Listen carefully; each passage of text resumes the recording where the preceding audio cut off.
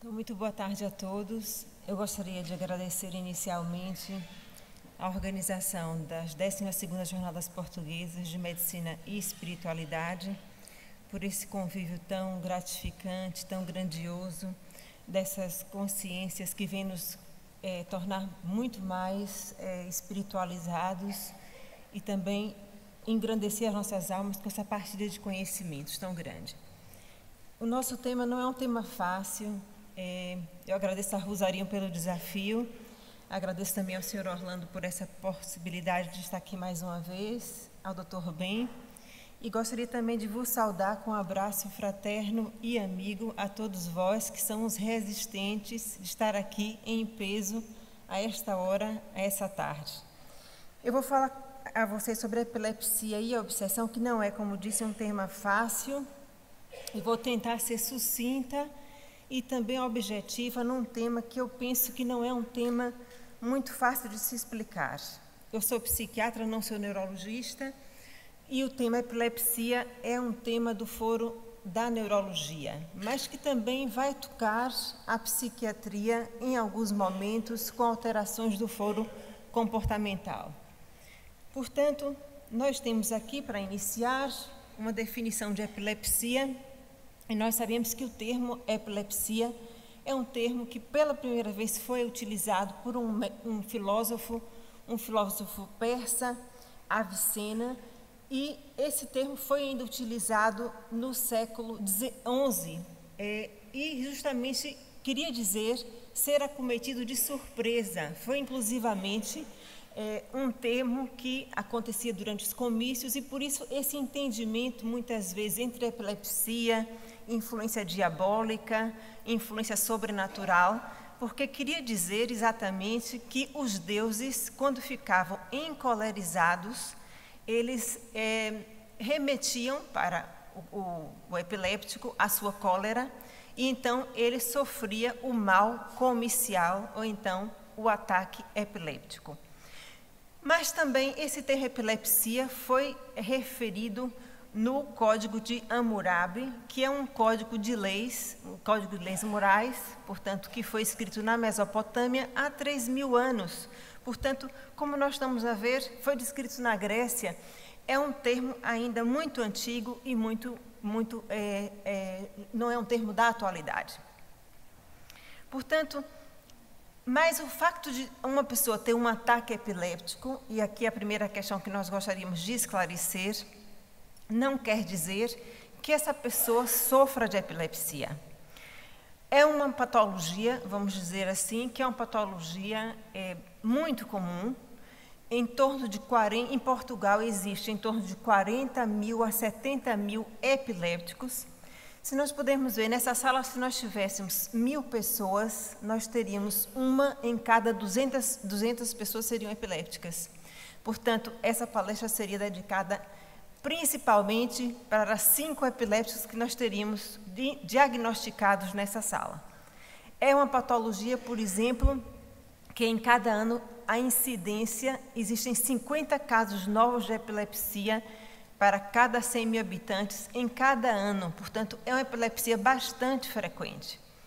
Mas o facto de ter uma crise epiléptica em algum momento na nossa vida não nos torna com esse diagnóstico, porque existem várias situações, por exemplo, um traumatismo craniano, uma febre alta, principalmente em crianças. Por exemplo, o uso abusivo e excessivo de álcool pode desencadear uma crise epiléptica. E isso não quer dizer que exista, naquele momento, o diagnóstico de epilepsia, porque isto pode desaparecer havendo o tratamento da crise em causa naquele momento.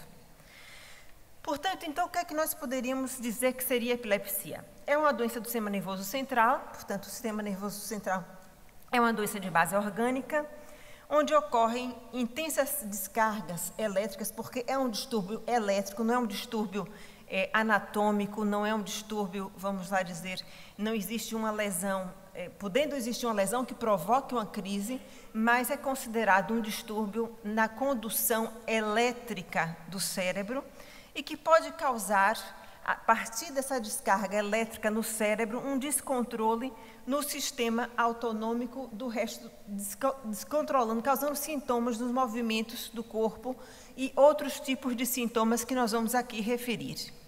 Entretanto, o pai da medicina, Hipócrates, já há muitos anos, há 400, a 300 anos antes de Cristo, já referia que a epilepsia era uma doença de base orgânica e tão sagrada como tantas outras doenças que também eram consideradas sagradas naquela altura.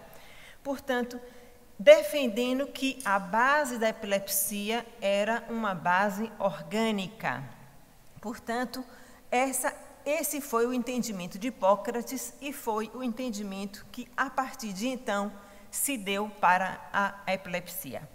Eu trago aqui uma definição da Liga Internacional contra a Epilepsia, que é uma definição, vamos lá dizer, aceite internacionalmente, que é uma predisposição persistente para a ocorrência de crises epilépticas, ou seja, está aí que essa predisposição persistente para a ocorrência de crises epilépticas que se caracterizam por um conjunto de sinais e sintomas que são transitórios, porque a pessoa não fica sempre a ter crises epilépticas, a não ser no caso de mal epiléptico, que existe essa crise durante um período muito prolongado e pode colocar a pessoa realmente em risco de vida por causa da reentrância, da ocorrência permanente durante várias horas de crises epilépticas intensas. Mas, normalmente, esses sintomas são transitórios por uma ativação anormal, excessiva e síncrona do sistema nervoso central. Muito bem, aqui estão alguns sintomas, voltando aqui para frente, peço desculpa, dos sintomas. As crises podem ser focais ou podem ser crises generalizadas. E, normalmente, essas crises podem ser simples ou complexas. As crises simples são crises em que não existe perda de consciência. As crises complexas são crises onde existe perda de consciência. Aquelas crises nas quais nós estamos habituados, em que a pessoa caia, perca a consciência, haja movimentos dos braços e das mãos síncronos. Portanto, aquela crise chama-se crise de grande mal, porque é uma crise clássica, uma crise tônico-clônica generalizada, com perda de consciência. Mas existem vários outros tipos de crise. Por exemplo, é a crise focal, que quer dizer uma crise que está centrada somente num lado do hemisfério cerebral, em que a pessoa não perde a consciência da sua realidade. Ou, por exemplo, uma crise de ausência, que é muito frequente, em que a pessoa, por alguns instantes, é como se tivesse o seu cérebro desligado. Por exemplo, a pessoa está a falar com a outra, a pessoa não se dá conta de que, de repente, desligou, o cérebro desliga, a pessoa perde partes da sua conversa e, de repente, volta no ponto onde parou e quem está, o interlocutor que está a conversar com essa pessoa, é que se dá conta de que o outro teve uma crise em que parou no tempo. Ora bem, nós vamos ver daqui a bocado qual é a interpretação espírita para essas crises e que tipo de influência realmente pode existir a nível espiritual. Muito bem, então, a epilepsia, quais são os sintomas mais comuns quando existe realmente o diagnóstico de epilepsia, entendendo que seja uma doença de base orgânica?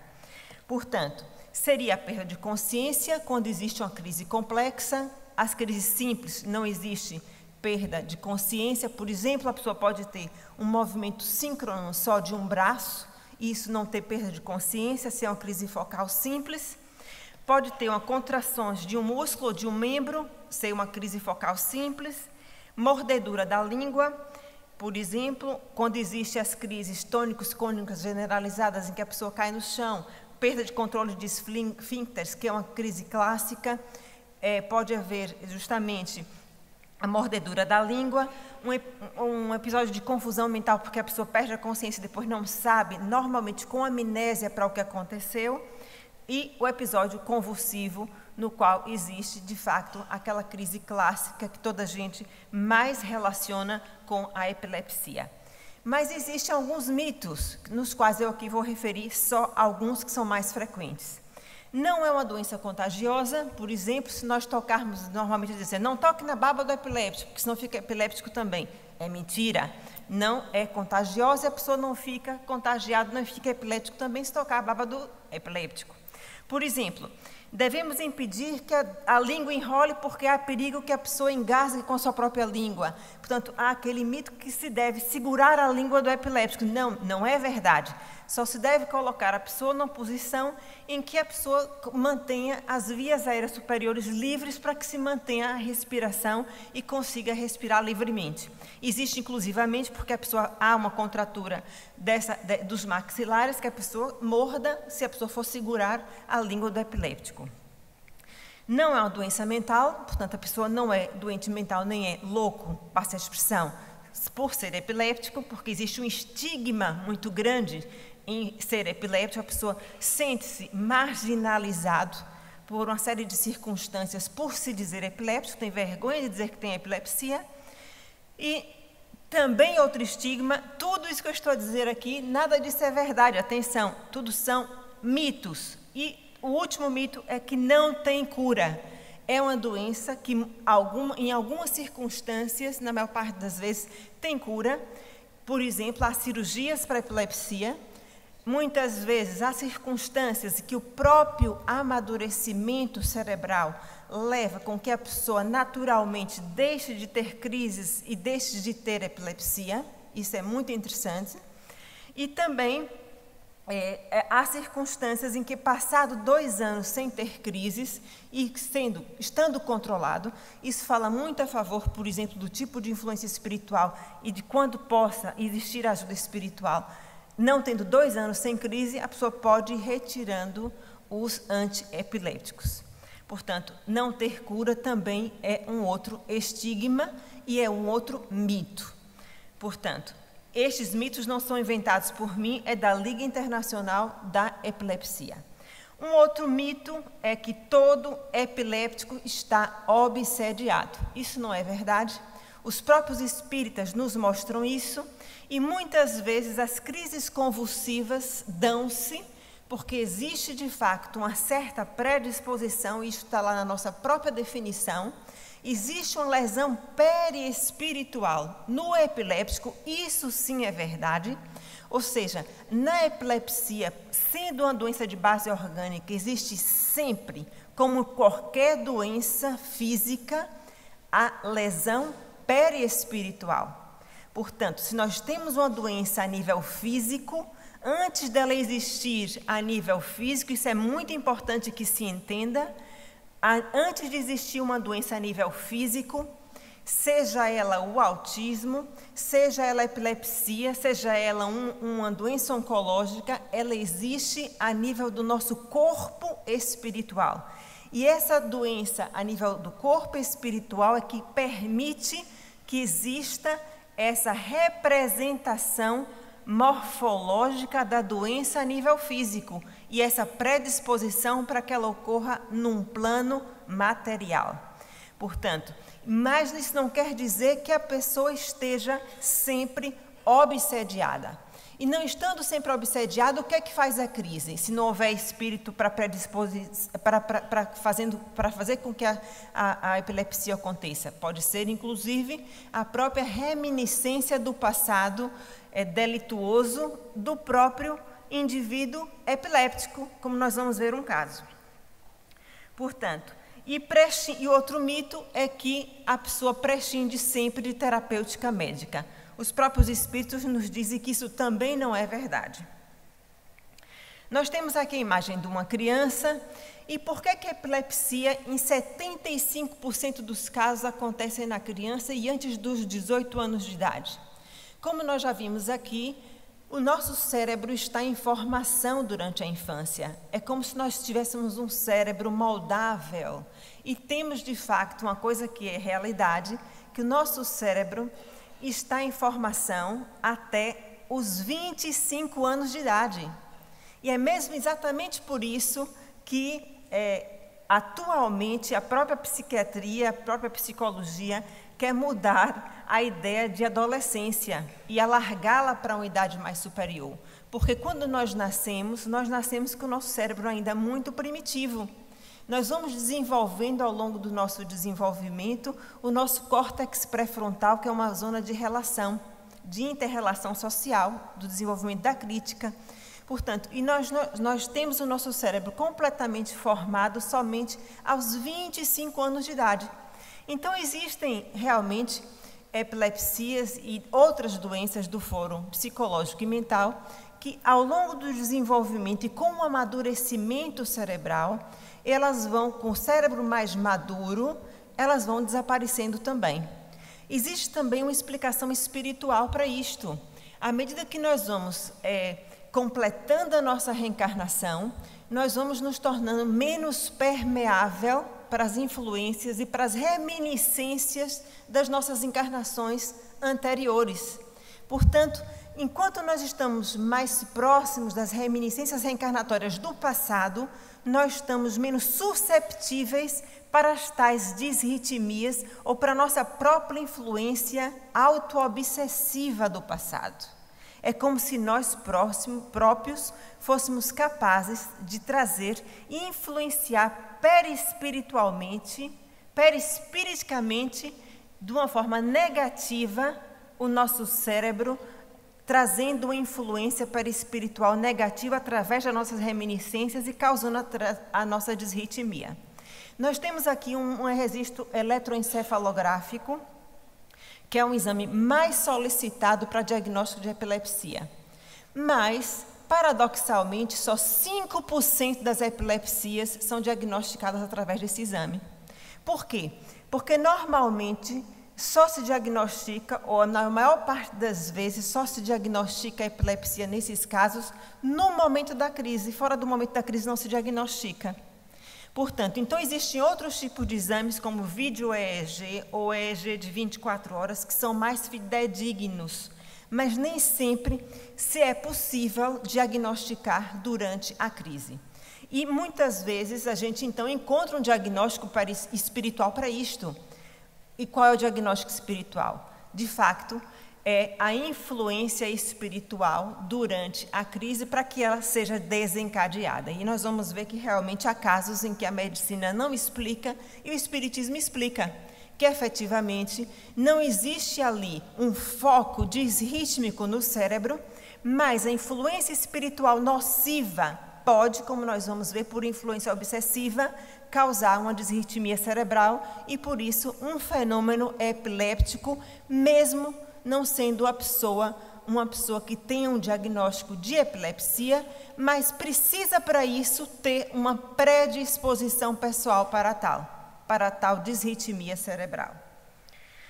Portanto, dentro das causas das epilepsias, nós teríamos então várias causas orgânicas, porque a doença é de base orgânica, por exemplo, como a hipóxia, que é a falta de oxigênio no cérebro, ou uma isquemia perinatal. Temos as doenças congênitas, temos os traumatismos crânioencefálicos, as doenças cerebrovasculares, os AVCs, temos as infecções, as neoplasias, os distúrbios metabólicos, os tumores, as idiopáticas em que não se encontram causas orgânicas, por exemplo, e aí nós poderíamos colocar aqui as causas espirituais e as perturbações de ordem espiritual.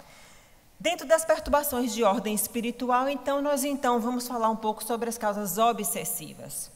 Então, dentro da definição de obsessão, eu não vou vos trazer uma definição que vocês já não conheçam, porque essa definição é uma definição do Evangelho segundo o Espiritismo, no capítulo 28, o item 81, e a obsessão é uma ação persistente que o espírito mal exerce sobre o indivíduo. Mal, passa a expressão, apresenta caracteres muito diversos, desde a simples influência moral, sem perceptíveis sinais exteriores, até a perturbação completa do organismo e das suas faculdades mentais. Portanto, nós aqui percebemos que efetivamente pode existir uma perturbação espiritual que perturbe o indivíduo nas suas faculdades mentais. Mas vamos adiante e vamos perceber um pouco melhor a etiopatogenia espiritual, ou a gênese, a origem. Então, como o Espiritismo explica na Gênese, no capítulo 14, acerca da epilepsia propriamente dita. Então, Allan Kardec adverte que uma obsessão intensa, com forte interdependência entre obsessor, através dos fluidos espirituais nocivos, podem gerar lesões orgânicas no próprio indivíduo, através dessa influência nociva para o indivíduo. Estas cicatrizes espirituais no perispírito podem gerar os sintomas epileptiformes, ou seja, com a forma de epilepsia, dentre eles as convulsões, nesta ou noutra encarnação. Ou seja, nós sabemos, então, que essa influência nociva pode levar, se através daquela ação persistente, lesão no perispírito, e essa lesão periespiritual pode levar a esses fenômenos epileptiformes nesta vida, ou uma predisposição para, numa outra vida, vir com a predisposição para fenômenos de origem epileptiformes. Em conclusão, a epilepsia é uma doença de base orgânica que pode ser determinada por uma noção nociva de origem espiritual prolongada. Continuando ainda no Livro dos Espíritos, na pergunta 474, e isso é muito interessante, os Espíritos nos advertem: se não há possessão propriamente dita, que é a coabitação de dois espíritos no mesmo corpo, a alma pode achar-se na dependência de um outro espírito, de maneira a ser subjugada ou obsediada por ele, ao ponto da sua vontade de vir a estar, de certa forma, paralisada? Os espíritos respondem: sim, e são esses os verdadeiros possessos. Uma fica sabendo que essa denominação nunca se efetua sem a participação, isso é muito interessante, daquele que o sofre, quer pela sua fraqueza, fragilidade, quer pelo seu desejo. Frequentemente tem sido tomado por possessos epilépticos ou loucos que mais necessitavam do médico do que de exorcistas. E eu chamo aqui a atenção de duas coisas muito importantes. Nós temos aqui a responsabilidade do obsediado, porque muitas vezes o obsediado chega-nos à casa espírita a solicitar tratamento como se fosse a vítima. Tire-me o obsessor porque eu tenho um problema, resolva-me o problema da obsessão. Como se tivesse uma doença e a doença tivesse que ser expurgada de dentro dela, e que se ele fosse uma vítima que não tivesse nada a ver com o assunto. E a outra questão é a questão da necessidade de intervenção médica. E isso para nos dizer que, quando existe uma doença, e essa doença já está plasmada no corpo físico, existe a necessidade de intervenção também a nível físico. Então, o que é que o Espiritismo nos diz? Se existe a doença, ela tem que ser tratada em vários níveis, quer a nível espiritual, quer a nível físico, porque ela existe em vários planos, quer no plano espiritual, quer no plano físico, não abdicando da influência do tratamento espiritual, mas não abdicando também do tratamento médico, aconselhando a reforma íntima, porque todo o processo obsessivo é um processo de sintonia e afinidade entre obsessor e obsediado. Eu trago-vos aqui o que não poderia deixar de falar, porque o espírita, infelizmente, por sermos espíritas, temos muitas vezes o defeito de atribuir tudo ao pobre dos espíritos. Portanto, tudo tem causa espiritual. Se uma pessoa cai no chão, é o espírito. Se uma pessoa ficou doente, é pobre dos espíritos. Tudo é obsessão, e não é verdade. Como também nem tudo é epilepsia.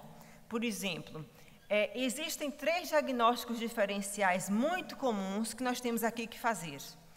Temos uma síndrome chamada síndrome vasovagal, que tem sintomas muito parecidos com a epilepsia e que efetivamente é muito comum, acomete em idades muito próximas à epilepsia e tem que ser referenciada para poder nós sabermos diagnosticar. Nós vamos falar sobre isto. Temos as crises não epilépticas de origem psicogênica, e é mesmo esse diagnóstico, crises não epilépticas, é assim que está descrito pela neurologia. São crises em que não se consegue diagnosticar. Por exemplo, a pessoa tem uma crise, é filmada durante a crise, faz um eletroencefalograma durante a crise e 0 no eletroencefalograma, 0. Todos os exames diagnósticos, não existe nada. Portanto, a pessoa não tem uma crise diagnosticada, mas está ali tendo uma crise. Portanto, é uma crise não epiléptica, é considerada uma crise não epilética, portanto, e provavelmente é uma influência espiritual. E temos as crises conversivas, e efetivamente essas crises conversivas têm a ver com crises de origem psicológica. Portanto, são crises somatoformes ou psicossomáticas. E crises também convulsivas de outras etiologias, como nós vamos ver aqui alguns casos. Nas síndromes vasovagais, são crises transitórias de perda de consciência, justamente por dificuldade na perfusão cerebral de oxigênio. Portanto, a pessoa perde a consciência por dificuldade de oxigenação cerebral. E, de repente, a pessoa cai no chão, desculpe um termo, redondo. É muito parecido com a crise epiléptica, mas não é uma crise epiléptica. Tem realmente uma perda geral da consciência, acomete muito frequentemente na adolescência, mas é por uma dificuldade na autorregulação cerebral, na perfusão de oxigênio. Portanto, ocorre a síncope, mas não é o caso de uma crise epiléptica. Eu vos trago esse caso.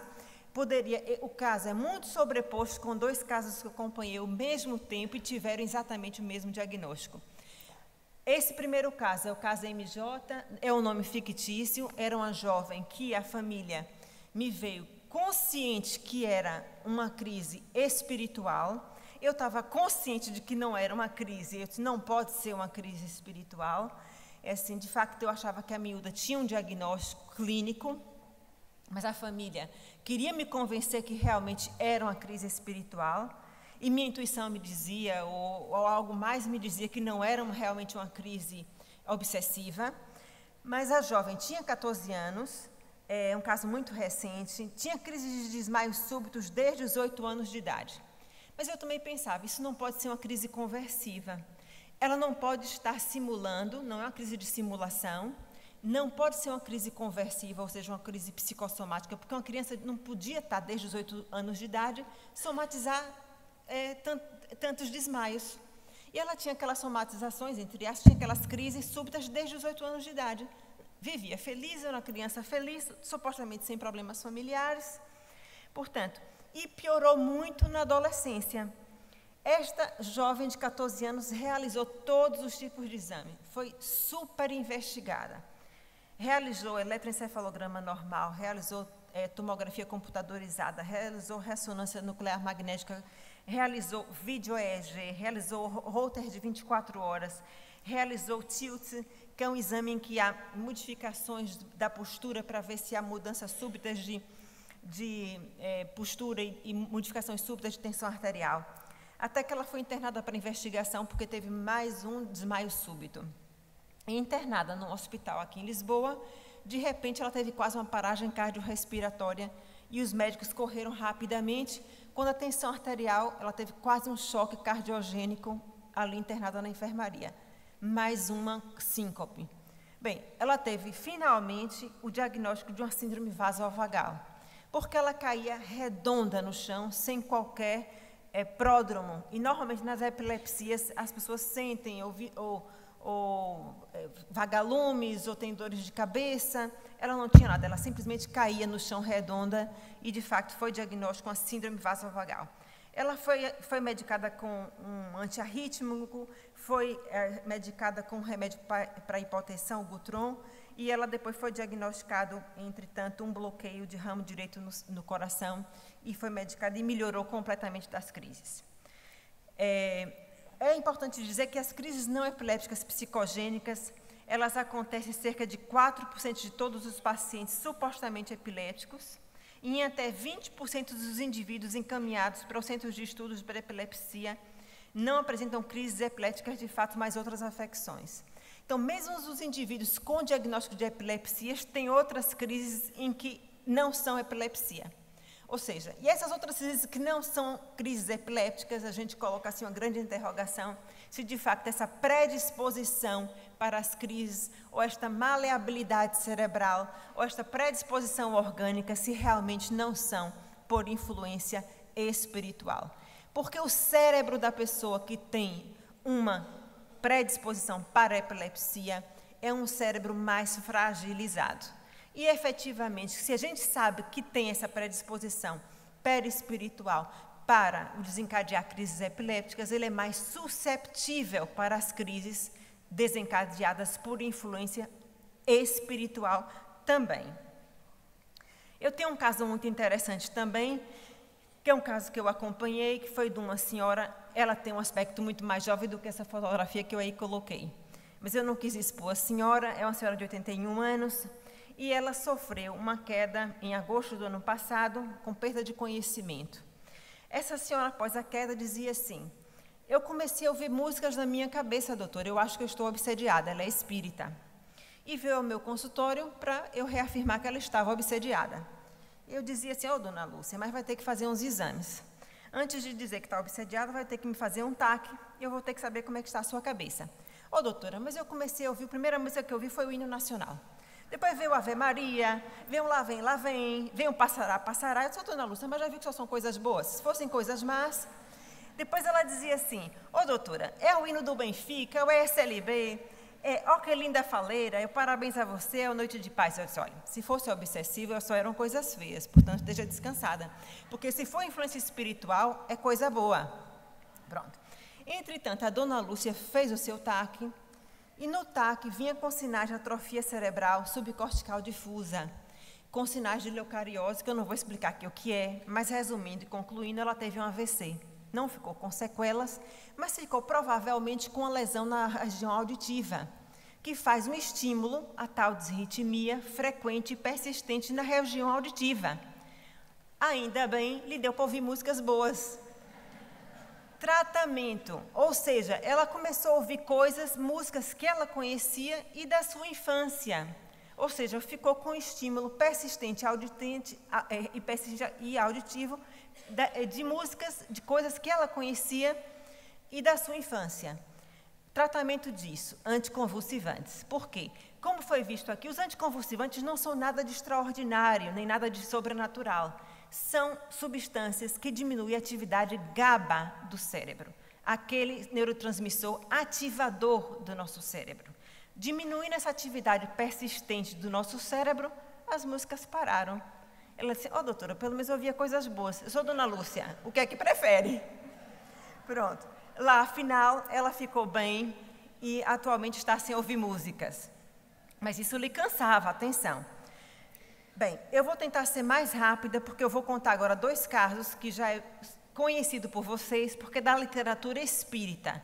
Mas eu penso que é importante também aqui referir, porque são 2 casos de epilepsia, o caso de Marcelo, que é o caso do No Mundo Maior, que é relatado por André Luiz, que é um caso que é também muito conhecido, que é um caso de epilepsia, e as epilepsias noturnas são muito frequentes. São pessoas que só têm crises epilépticas a dormir. E por que a dormir? Bem, nós sabemos que a fase REM do sono, a fase de sono profundo, desencadeia crises convulsivas. E a medicina não sabe explicar isso muito bem, mas o espiritismo explica. Efetivamente, é quando nós nos desprendemos espiritualmente. E quando nós nos desprendemos espiritualmente, o que é que acontece? Nós entramos em contato com o mundo espiritual. E o caso de Marcelo é exatamente esse. Marcelo, quando se desprendia, entrava em contato com o mundo espiritual. E embora Marcelo fosse atualmente um jovem que estava ligado à espiritualidade, já tinha realmente já estava ligado ao Evangelho, estava a desenvolver a sua espiritualidade, quando ele desencarnou, ele foi muito perturbado espiritualmente e teve realmente crises convulsivas intensas do seu período intermissivo na última encarnação.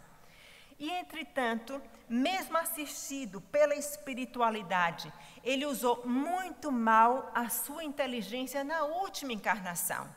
Quando ele se desprendia durante o sono, o seu remorso fazia, quando ele encontrava com os espíritos, ou só ao perceber as entidades espirituais do passado, ele voltava a correr para o corpo físico e entrava em convulsão. Os espíritos esclareciam o quê? No presente, ele não estava obsediado, mas era uma auto-obsessão. E era uma auto-obsessão por conta de quê? Remorso e culpa. Atenção, o remorso e a culpa são armas para a nossa consciência. São armas que nos causam sofrimento, dor e doença. E era o que causava a obsessão. E era a auto-obsessão do Marcelo e era o que fazia as crises convulsivas no presente. Portanto, ele voltava para o seu corpo físico, que então convulsionava com aquilo que os espíritos chamavam de reflexo condicionado. Então, ele apresentava as crises convulsivas por reflexo condicionado. Durante o desprendimento noturno, então, acontecia isto. E ele dizia assim: distraído da minha necessidade de elevação, voltava a perturbação com intensidade. Ele próprio tinha consciência que se ele se distraísse do seu caminho evolutivo, do seu espírito de crescimento interior e do bem, ele entrava em contato com os algozes do passado e ele voltava a sintonizar com aquele período perturbador, porque a última encarnação dele, ele usou muito mal a sua austeridade, a sua inteligência, danificando os seus centros nervosos da sua consciência, o seu perispírito que veio danificado, predispondo-o para esses distúrbios elétricos e então para a epilepsia. Eu estou aqui controlando o tempo, eu tenho 5 minutos. Portanto, o que é que o André Luiz, referia que seria o remédio eficaz para o Marcelo? A fé positiva, a autoconfiança, o trabalho digno e os pensamentos enobrecedores. Ou seja, resumidamente, a sua reforma íntima e o trabalho no bem, para o bem e pelo bem. André Luiz também relata o caso de Pedro no livro Nos Domínios da Mediunidade, no capítulo 9. E esse sim, ele fala que é um caso de possessão, um caso indevidamente colocado numa reunião mediúnica por um grupo espírita. E ele dizia, Aulus referia, que seria então uma epilepsia secundária, porque todas as vezes que o Pedro, um trabalhador mediúnico naquele centro, chegava ao centro mediúnico, apresentavam-se-lhe os seus algozes durante a sessão mediúnica e ele, então, o seu obsessor, aproximando-se dele, ele apresentava uma crise convulsiva. Esse obsessor foi o seu irmão, que médico lhe seduziu a esposa. Ele era médico, seduziu a esposa e levou-o à loucura. E ele, por vingança, todas as vezes que se aproximava do seu irmão, perturbava de tal forma a sua mente e o seu perispírito, causando aquela desritmia e um fenômeno epiléptico. Ele não era epiléptico, mas tinha uma epilepsia secundária durante a sessão mediúnica. Portanto, o tratamento espírita recomendado não destitui a pessoa de fazer um tratamento médico clássico. O tratamento espírita visa, sem dúvida, a fluidoterapia para o equilíbrio perispiritual e reorganização dos centros mentais superiores. Visa a desobsessão quando ela exista, porque nem sempre, como a gente viu, ela existe. Para o esclarecimento do encarnado e do desencarnado. A reforma íntima, sempre. E, sobretudo, também a educação da família. Porque, sem dúvida, o estigma muitas vezes existe dentro da própria família que não aceita a pessoa que tem epilepsia.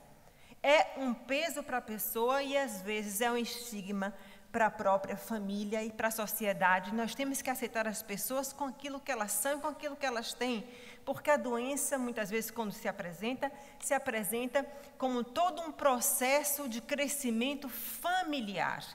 Quando um processo de doença se apresenta dentro do seio familiar, é um processo de crescimento para toda a família. Para finalizar, eu tenho 3 minutos para acabar. Longe vai o tempo em que a razão admitia que o paraíso ou o purgatório como simples regiões externas. São os espíritos que nos dizem isso. O céu e o inferno, em essência, são estados conscienciais. Se alguém agiu contra a lei, vê-se-á dentro de si mesmo em processo retificador. Não como uma punição, porque nós não admitimos no Espiritismo um Deus que castiga.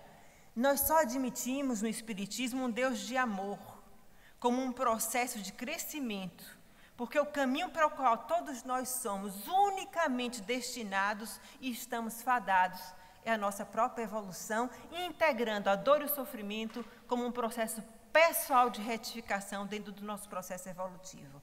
Muito obrigada pela atenção de vocês.